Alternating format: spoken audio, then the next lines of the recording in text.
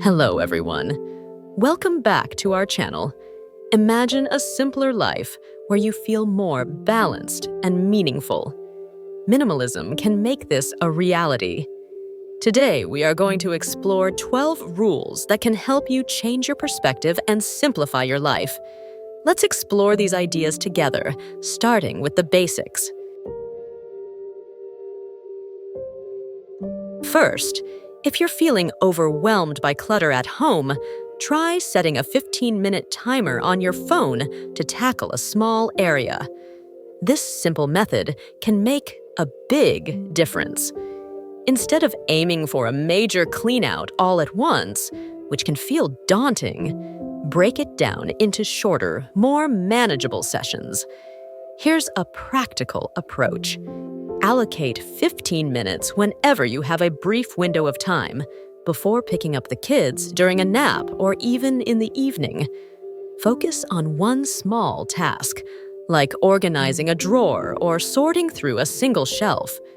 This method helps you avoid feeling overwhelmed by the scale of the job. You might be surprised at how much progress you can make with these short, focused efforts. This way, you can steadily reduce clutter without dedicating long hours, making the process feel less like a chore and more like a series of quick wins. Here's the second rule. Having trouble letting go of stuff? Try the box rule. When faced with items that you're not sure about or that don't fit your minimalist goals, just put them in a box. Store the box somewhere out of sight, like a closet or garage, and set a reminder to look at it again in 6 months. This rule helps you avoid making an immediate decision about what to keep or what to get rid of. When you reach a certain point, say 3 months, check the box's contents. You may find that you haven't missed any of it. At this point, decide whether to go through the box to pick out specific items to sell or donate. Or just donate the entire box, since you clearly haven't missed anything in there. This rule makes the cleaning process easier by providing a low-stress way to assess your belongings. It's a great tip to make the cleaning process less stressful. If you find these tips helpful, be sure to subscribe for more practical advice. The third rule. This rule states that if you come across an item that you can replace for under $20 and within 20 minutes, it's probably something you should get rid of. This rule is inspired by minimalist practices and is discussed extensively in decluttering resources like Marie Kondo's The Life-Changing Magic of Tidying Up and Joshua Becker's The More of Less. The idea behind this rule is to address the common habit of holding on to things for precautionary situations. For example, consider that old coffee maker that's been gathering dust in the back of your pantry. If you can easily buy a new one for under $20 and find it quickly online or at a local store, it's probably better to let the old one go. Likewise, think about that outdated phone charger.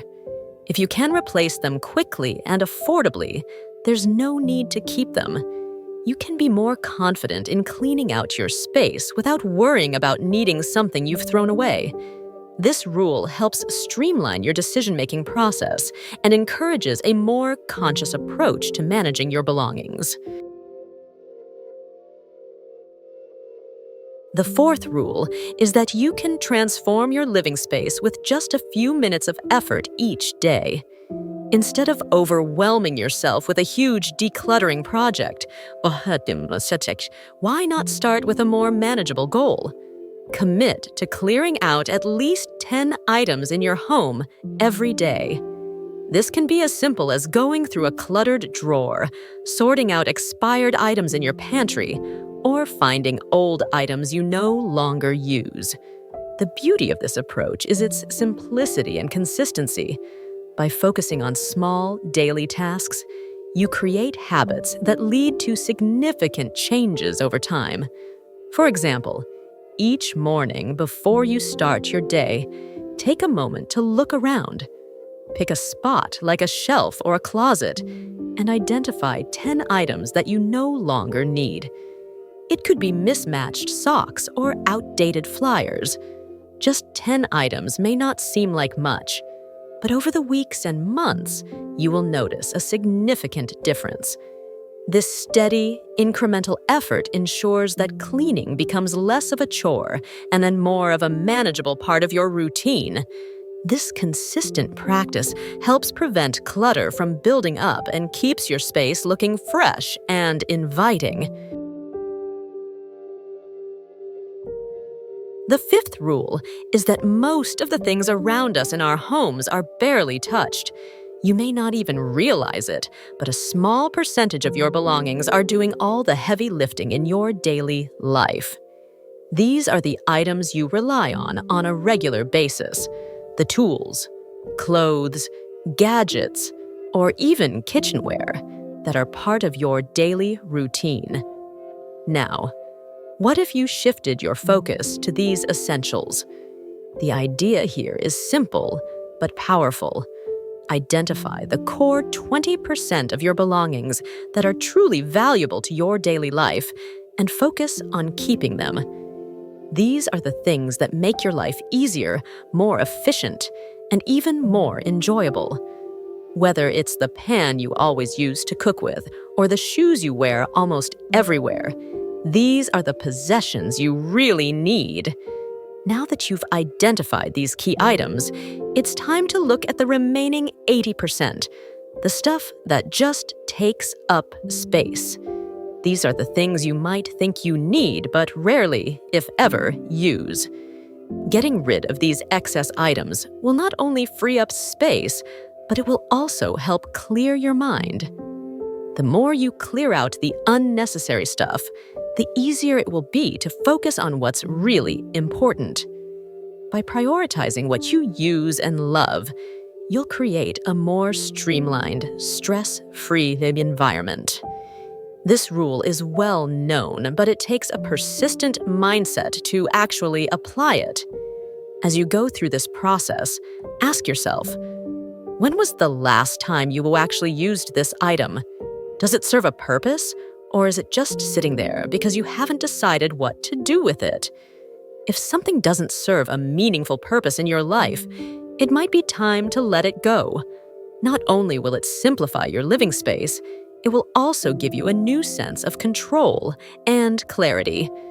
Think about how much easier it will be to find what you need once you've cleared away everything that's no longer useful. It's not just about cleaning your home. It's about organizing a space that best supports your lifestyle. The sixth rule is a practical and eye-opening rule for managing your closet. Rotate your hangers in a simple direction.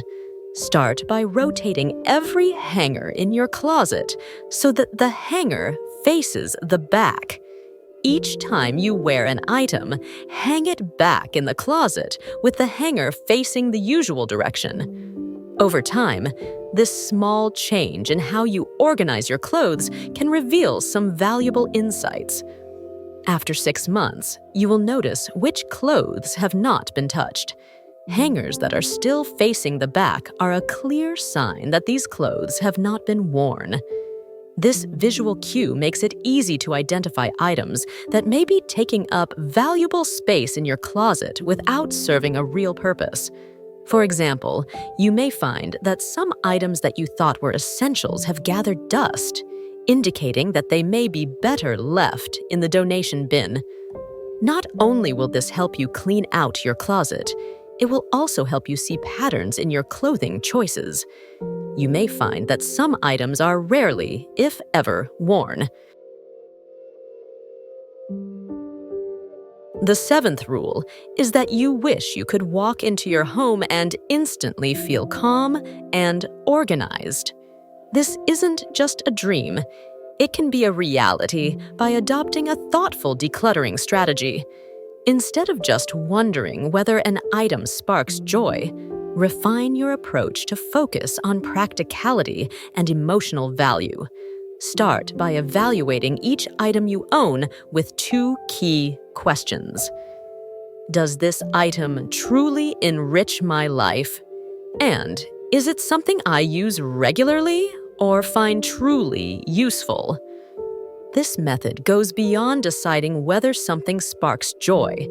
It also helps you focus on items that provide real benefits and practical uses. Take the kitchen as an example. Instead of keeping every gadget and tool, consider keeping only the ones that you actually use regularly or that make cooking easier and more enjoyable. Maybe that fancy blender you were given is collecting dust because you never actually use it. In that case, it's time to toss it and make room for the tools you use every day. Similarly, take a look at your wardrobe and ask yourself if each item serves a clear purpose. Is it versatile? Do you wear it often? If the answer is no, it might be time to part with it. This way, your wardrobe becomes a carefully curated collection of items you love and wear regularly, rather than a pile of clothes you barely wear. This rule will help every corner of your home create a space that not only looks neat, but actually supports your daily life. The eighth rule is to start by exploring the less visible areas of your home, the hidden nooks and crannies that are often overlooked. Start inside drawers, the backs of closets, and the top shelves. These are places where stuff can quietly accumulate, waiting for your attention. Focusing on these smaller, limited areas first can be surprisingly effective. By sorting through these often forgotten places, you'll tackle the less visible clutter that still contributes to clutter. This approach allows you to make significant progress without feeling overwhelmed by larger tasks. Once you've conquered these smaller spaces, you'll feel a greater sense of accomplishment and a more organized environment. From there, gradually move on to larger areas like entire rooms or the garage. Starting small will create a solid foundation for more extensive cleaning, making the whole process more manageable and less daunting. Rule number 9 is to pick a specific area in your space, perhaps an old bookshelf or a drawer full of junk. Spend just 1 week focusing solely on this chosen spot. Take a few moments each day to organize and evaluate the items in that space. This focused effort allows you to break down the clutter into manageable chunks, keeping you from feeling overwhelmed by the process. As the week progresses, track your progress and begin to make decisions about what to keep and what to get rid of. This approach gives you clarity and perspective, allowing you to see how your choices impact the overall organization of your space. By the end of the week, you will not only have improved that specific area, but you will have gained valuable insights into how you approach tidying. Rule number 10. Start by taking a hard look at everything in your home that you haven't used or touched in the last 90 days. This could range from items stashed in cabinets and drawers to unused kitchen appliances and stacks of old magazines. For each item, ask yourself if it has been used or needed in the last 3 months. If the answer is no, it's time to consider its future. Evaluate the practicality of keeping the item. Does it serve a purpose in your life? Is it something you truly value, or is it just taking up space? For items that you haven't used and no longer have a practical function, decide whether to donate, sell, or throw them away. Donate gently used items to local charities or shelters where they can be of use to others. Selling items online or at a yard sale can give them a new life and make some extra cash. For items that are no longer usable, dispose of them responsibly to avoid contributing to landfill waste. Set aside a specific time each week to tackle different areas of your home using the 90-day rule. It is often helpful to start with smaller, manageable areas, like a single drawer or a small closet, then gradually work your way up to larger spaces. This ensures that you tackle the most obvious and often most annoying clutter, making the process less overwhelming. Hopefully, these 10 minimalist rules will be useful for your living space. Thanks for watching. See you in the next video.